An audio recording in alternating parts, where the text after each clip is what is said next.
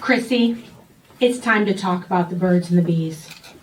I was 4 years old. My mom had read an article in the local newspaper about two preschoolers who had locked themselves in a bathroom, gotten naked, and explored each other's body parts.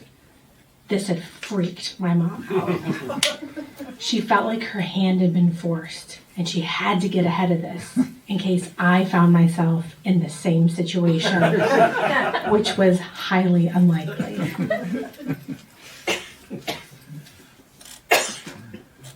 Back on the couch, my mom pulled out a book from behind one of the couch cushions, and she started paging through it and talking really fast. I had no idea what she was talking about, but I got the gist from the photos in the book. Two naked people get in bed together. They smile a lot. They get an egg, probably from the refrigerator, and they have a baby. This is called sex. The next day at preschool, during circle time, I raised my hand, I stood up, and I delivered an important public service announcement. Do not eat the eggs in your refrigerator. They're your baby brothers and sisters. Your parents haven't hatched yet. My mom got phone calls from the preschool and upset parents for weeks. The preschool fiasco did not dissuade my mom, though. She was determined that I and my friends by default were going to have a good sex education. When I was 14, I hosted my two best friends for a sleepover at my house. And my mom had taken us to Taco Bell for a late night run. As we're pulling away from the drive-thru, my mom poses a question to my best friends in the back seat. Who's waiting till marriage to have sex?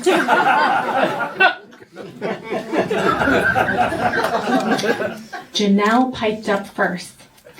I'm waiting to have sex till I'm married. It's the right thing to do. Then Candace chimed in. Me too. I want to be in love before I have sex. At the next red light, my mom turned around and said to them, "That's the dumbest shit I've ever heard." What nonsense are they teaching you in these sex education classes? You have to take those boyfriends or girlfriends for at least a test run before you marry them. And then she burst out laughing. Do you know who was not laughing? Me. I was humiliated. I got my first boyfriend, Dan, at age 16. Two friends had set us up because they wanted another couple to go to the homecoming dance with. Dan was nice, and he wasn't pressuring me to have sex. I was pressuring him. It had been 12 years of my mom talking to me about sex. I was so ready to get this test run over with. It didn't take too much convincing to get Dan on the same page. So we made a plan, right down to the detail of what we would do with the condom when we were done. Our plan was to wrap it up, take it out of the house, and throw it in someone else's trash can. Foolproof. Dan came over on a Friday after school. My mom was still at work. We awkwardly had sex. I did most of the work. After all, I had more of an education than he did. And when we were done, we wrapped up the condom and we went back to his house to watch a movie. About an hour into the movie, my mom called. Chrissy, get your ass home and bring Dan with you. Now, normally, her choice of words would not have upset me, but it was the tone that was off. You see, my mom is not a calm person. She's never been a calm person. And she never will be a calm person. And she's been strangely calm. On the drive back, I was racking my brain for what could have set her off. Had I done the dishes? There was that basket of laundry I was supposed to fold and didn't. But that didn't sound right. I just felt queasy because I couldn't quite put my finger on it. When I opened the front door, my mom was sitting in the lazy boy recliner, facing the door. I could see she'd been sitting there since she had hung up the phone from our conversation. Without words, she motioned us to sit on the couch across from her. And then she started to recount her day. Chrissy, I've had a long week. I went to get groceries. I come home only to find the elevator broken. Okay, not sure where this is going, but maybe I forgot to clean out the fridge. She has been asking me for weeks to do that. She kept going. When I walked up the stairs, I was sweating. I opened the front door. I put the groceries down. Now at this point, I was just annoyed. She had interrupted our movie for this. She kept going. Chrissy, you know how you use a paper towel when you microwave something?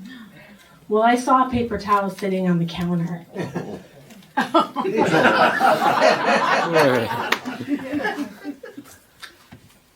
I heard Dan's breath get very, very shallow.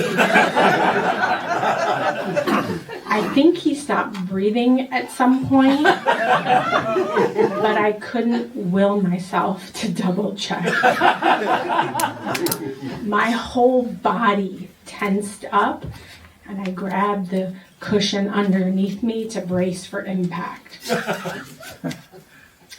Chrissy, I was sweating from walking up those stairs.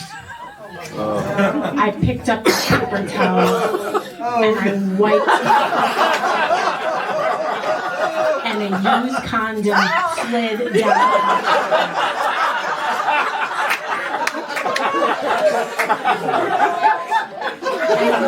And then she uttered 8 words you never want to hear coming out of your mother's mouth. She locked eyes with Dan and said, Dan, I had your cum on my face.